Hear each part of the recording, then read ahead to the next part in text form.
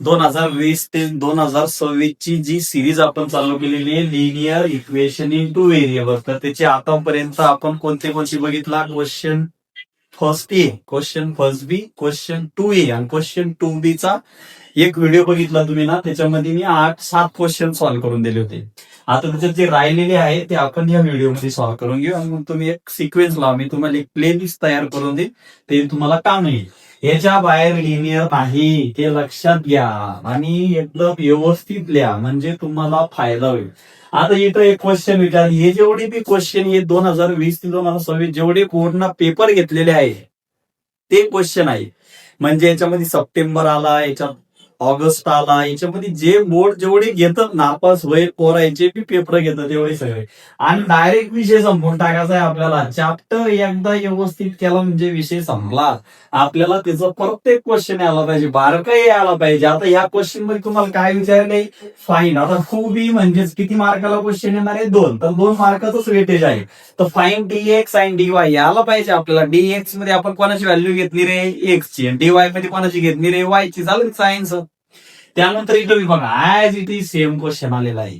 As it is direct find the dx and dy. Me he similarity तुमच्या डोळ्यासमोर आणून देतोय की तुम्हाला काय हे सगळ्यापेक्षा गरजेचं आहे पुऱ्या सिलेबस पेक्षा.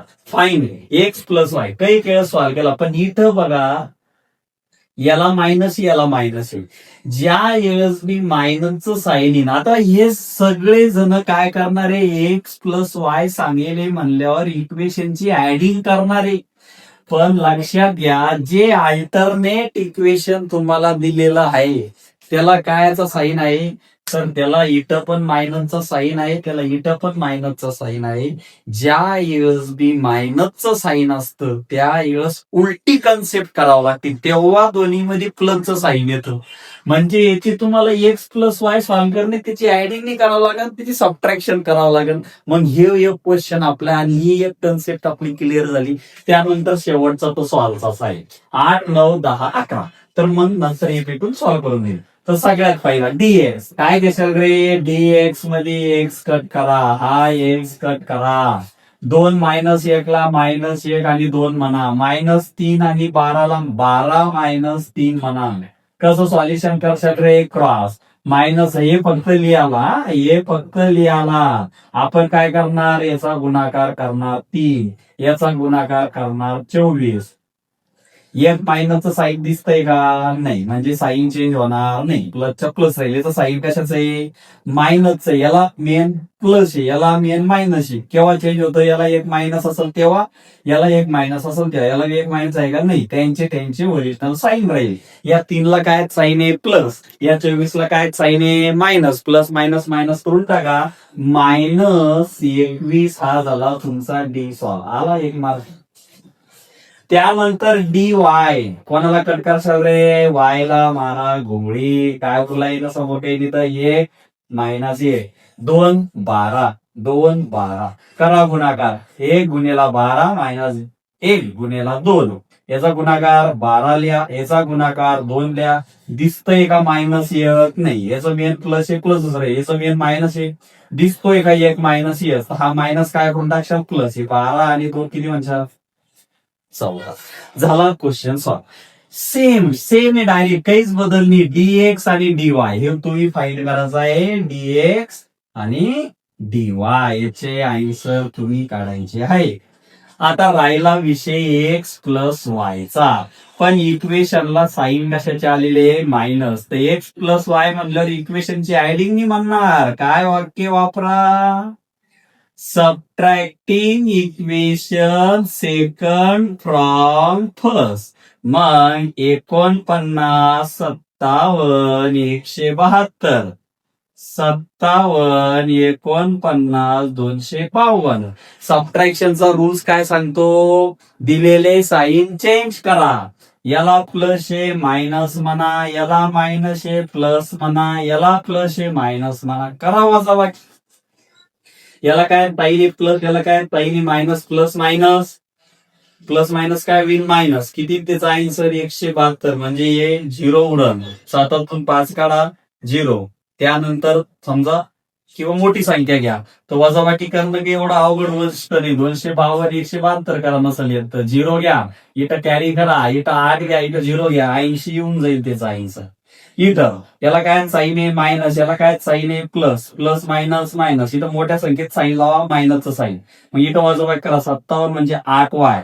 जर का इथं 8y येतात इथं किती एक्स येणार आहे, 8 एक्स येणार आहे. मग 8 एक्स आले, मोठी संख्या कोणी इथं मायनस, इथं मोठी संख्या कोणी मायनस, सगळ्याला मायनस मायनस आलेले. आपल्याला कोण सॉल्व्ह करणे, एक्स प्लस वाय. मग याला मायनस, याला मायनस, याला मायनस, मायनसचं साईन काय करा म्हणजे पुन्हा त्याला मायनसच्या साईन. तर हा 8 एक्स होईल, हा 8y होईल आणि हे 80 होईल. मायनस मायनस मायनस, मायनस ना गुणलं तर सगळ्याचे मायनस मायनस काय होईल प्लस. 8 एक 8, 8 एक 8, 8 एक 8.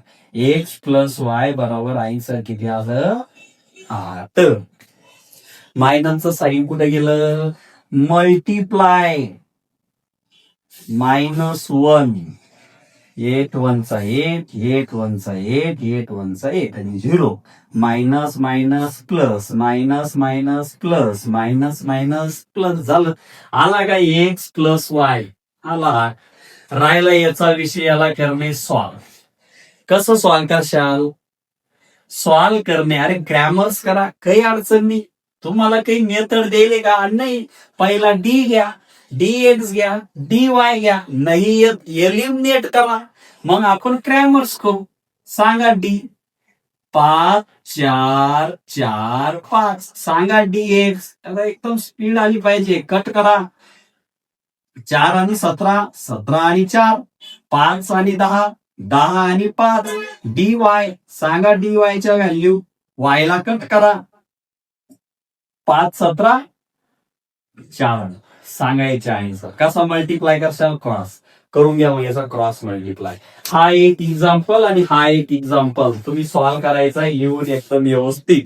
हे झाले तुमचे 8 9 10 11चे क्वेश्चन. एकदम व्यवस्थित बघून घ्या, काही अडचण नाही त्याच्यामध्ये, हे सगळं बेसिक आहे. पण हे क्वेश्चन समजणं तुम्हाला खूप गरजेचं आहे की सर इथं एक्स प्लस वाय ऍडिंग म्हणायला पाहिजे तर सबट्रॅक्शन काय आणलं तुम्ही मध्ये.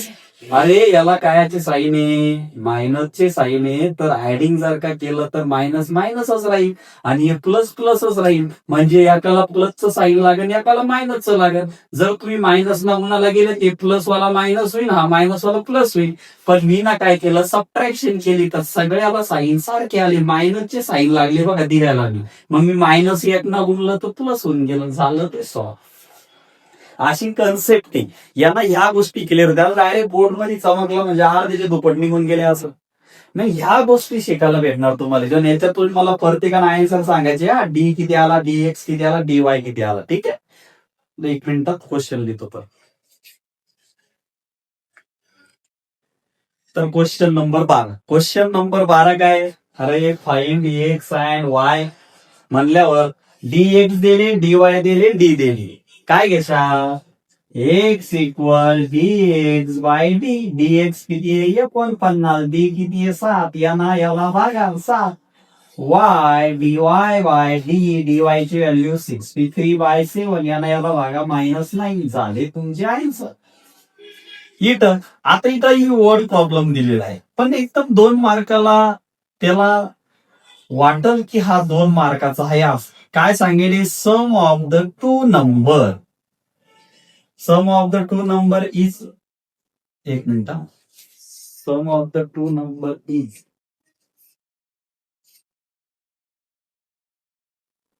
7. Sum of the two number is 7. मग sum of the two, 2 number आहे त्यांची बेरीज साधी, माहित नाही कोणते ते, एक एक्स घ्या एक वाय घ्या 7.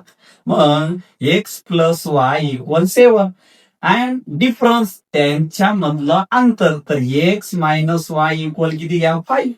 हे बनलं तुमचं पहिलं, हे बनलं तुमचं दुसरं.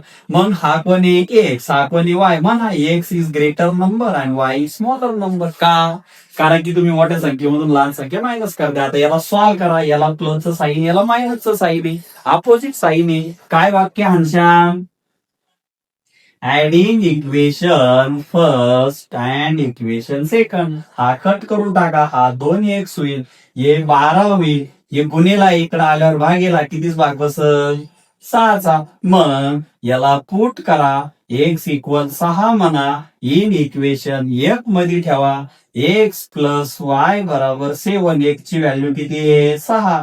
यो प्लस इकडे आल्यावर काय होईल? -7 - 6 किती आन्सर येईल त्याचं? 1. झालं तुमचं आन्सर. फाइंड. आता याला फाइंड करा. मग डिटर्मिनंटला सॉल्व्ह करण्यासाठी आपण क्रॉस मल्टिप्लाय करतो. 7/3 याच्या क्रॉस कोणी? 1/2 मायनस 5/3 याच्या क्रॉस कोणी? 3/2. करा गुणाकार. 7 ना 1 ला गुणा, यांना याला गुणा, यांना याला. इथं नंबर कसा आला रे? सारखा. एकदा लिहा. 15तून 7 गेले 8, पण 15ला मायनस येतं मायनस. याला 2 ना भागून घ्या. 4 आणि 3 झालं तुमचा आन्सर. आणि हा तुमचा होमवर्क. याला करा सॉल्व. विचार करा बोर्ड मध्ये. आता ह्यो सॉल्व म्हणजे कितव्यांदा आला? डी करा, dx करा, dy करा आणि कळवा मला. झाला तुमचा क्वेश्चन टू बी क्लिअर. अरे काय काय पाहिलं आपण आतापर्यंत? First A, first B, 2A आणि 2B. तुमचा अर्धा पेपर झाला. तर बोर्डची जी सिरीज आपण चालू केलेली आहे ती कम्प्लीट तर आपण करू, पण जेवढे घेतले तेवढे वारंवार पहा. एकदा का 5 क्वेश्चनचा बंच तुमच्याजवळ बनला तर तुमच्याजवळ विचार करा असा डाटा राहील की तो तुमच्याकडेच आहे, की तुम्ही असे विद्यार्थी की ते तुमच्याकडे. आणि विथ सॉल्युशन. विचार करा तुम्ही पेपर मध्ये. आता ह्या फेक्याच्या गोष्टी थोडी ना आहे. तुम्ही तर बघताय ना की किती क्वेश्चन रिपीट होत आहे आणि याच्या बाहेर क्वेश्चन येईल तर ती तयारी आपली आहेच. पण पहिला अभ्यास कशाचा? की बोर्ड कशा कन्सेप्ट ना पेपर आपल्याला विचारतो त्याचा अंदाज आपल्याला यायला पाहिजे. त्यामुळं लक्षात ठेवा. आता राहिला कोणता आपला? 3A, 3B, 4 आणि 5. तर एवढे व्हिडिओ जे आहे ते थोडे लॉंग बनन. याचा बनन, याचा बनन, याचा बनन, याचा बनन. तर थोडं तुम्हाला व्यवस्थित बसून पाहावं लागेल. मला वेळ भेटला मी नक्की व्हिडिओ बनवून. ठीक आहे. थँक्यू.